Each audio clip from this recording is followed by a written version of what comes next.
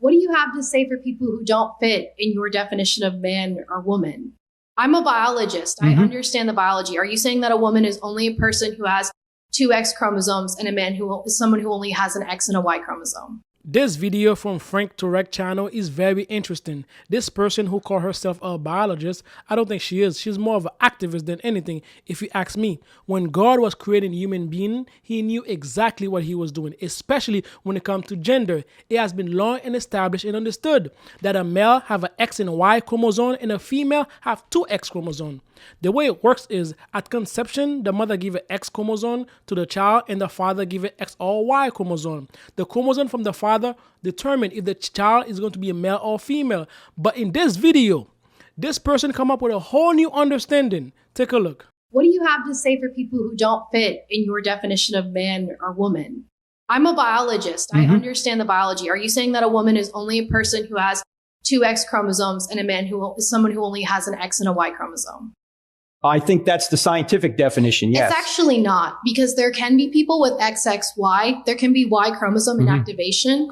The way that this biology works is that you have genes. Those genes make proteins. Those proteins develop the traits that you define as men and women. They develop the features that you define as male. They develop the genitalia. But you can be a woman with female genitalia and be XY. You can be a man, but you can have XX chromosomes. Yeah, I understand what you're talking about, Grace. You're talking about a very rare condition known as intersexed. One in 100 people experience chromosomal differences in sex. Okay, but not 1 in 100 have different genitalia or ambiguous genitalia. And what do you say to those people? Well, what you say is that's a situation that is not the norm. We're not saying that they're not people, obviously. As I understand it, maybe you know more about it than me, when you do have a truly intersexed person, at that point, either the parents or when they're old enough, they can decide which way they're going to orient themselves and they can get the appropriate surgery. But that's not what we're experiencing in our culture. So you're saying that it's okay for people to decide their gender? In that situation, but that's not what we're talking about in our culture. What we're talking about in our culture are people with perfectly normal functioning sexual organs trying to have them removed and trying to transition to another gender, which is impossible scientifically. Have you ever doubted that you're a man?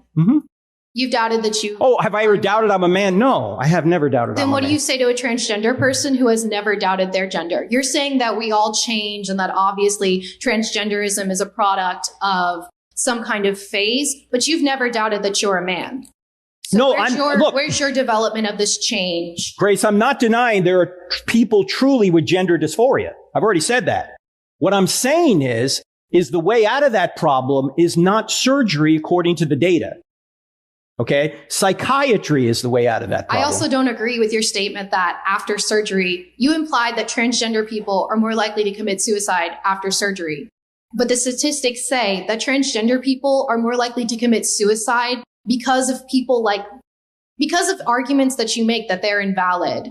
No, I'm not saying they're invalid. I'm just saying that you implied that it's the surgery that's causing suicide. No, it's not. What I'm saying is the surgery doesn't fix anything. That's the point. It's practically the same rate, whether they have the surgery or not. If you woke up and grew breasts today, would like them to be removed? There are men. Say that again? Have you ever heard of gynecomastia? I had it. And so did you have that fixed? Yes, I did. And did that make you feel affirmed in your gender and comfortable in your body? No, when I was in the Navy, nobody knows this, by the way. Jesus, now I'm revealing I need a HIPAA form to sign here or something. You don't have to talk about it. No, what I'm saying is, yes, I've had that myself and had it surgically removed when I was in the Navy. Yeah. And do you feel more comfortable in your body and more affirmed in your gender because of that? Well, it wasn't a gender thing for me. It was the fact, well, I can't even get into it now because it had nothing to do with my gender. Okay. So it had to do with the fact that it looked really odd.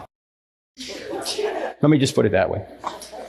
Okay. But Grace, my point is if we truly care about people, are we going to try and force them down a road, particularly as children, into a solution to a problem which is proven not to be a solution? You just said that having that surgery made you feel better about yourself. That has nothing to do with transgender surgery. I wasn't changing my sex. I was having breast tissue removed. Okay. I was always a man. Mm-hmm. Okay. So. And say that I have XY chromosomes, but I'm born with female genitalia and female body types, but I believe I'm a man. Should I not be allowed to have that breast tissue removed? As an adult, you can do whatever you want. Yes, that's fine. My problem is with the children. That's where I'm having a real problem. Is there a magic button at 18 that instantly makes you feel like you know who you are and absolutely what your gender is? No, well, I think for women, it's probably like 15. For men, it's 37. To be honest with you, okay? Because men don't develop as quickly as women, all right?